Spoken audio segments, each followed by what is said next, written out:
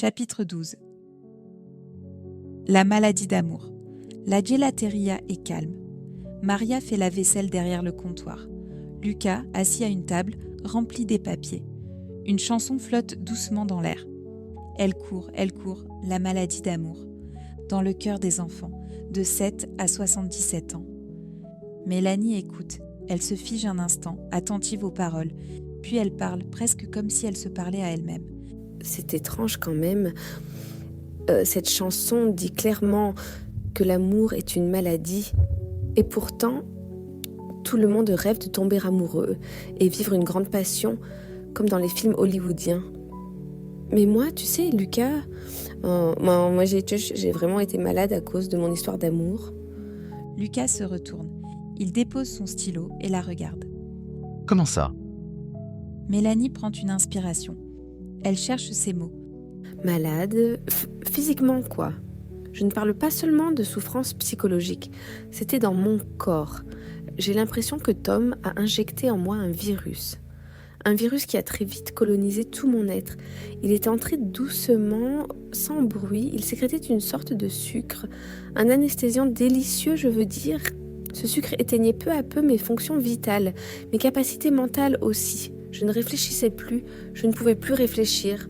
Puis, lentement, ce virus rallumait mes pensées, mais sous son contrôle total. C'était comme un feu brûlant. Parfois, ça faisait frissonner, c'était presque beau. Et parfois, c'était trop intense. Ça faisait mal. Le pire, c'est que les deux existaient en même temps. Le plaisir et la souffrance en même temps. Il habitait mon corps et ma peau.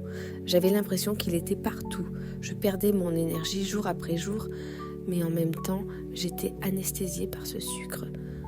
Alors, je ne réagissais pas. J'étais incapable de lutter, incapable même d'envisager de lutter.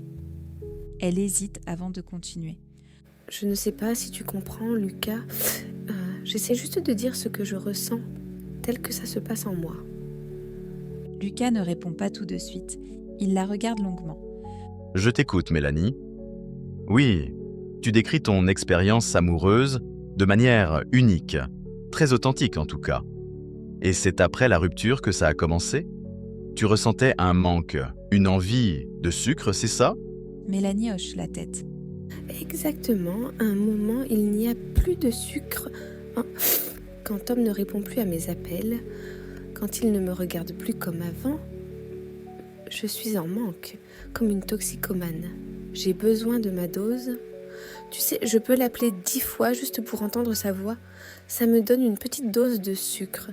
Mélanie pousse un long soupir puis continue. C'est humiliant, mais c'est la vérité. À ce stade, ce n'est même plus de l'amour. Franchement, je m'en fiche de savoir ce que c'est.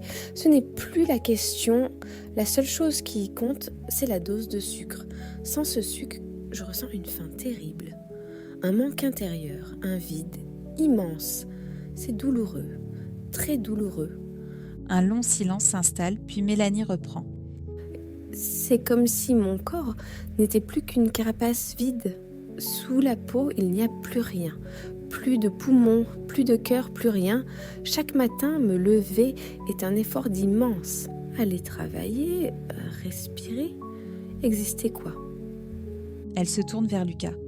Si j'y arrive encore, c'est en grande partie grâce à toi. Tu es comme un ange gardien pour moi. Tu me donnes un autre sucre, un sucre différent, plus doux. Tu me redonnes le goût de la vie. Petit à petit. Lucas est bouleversé. Il ne dit rien.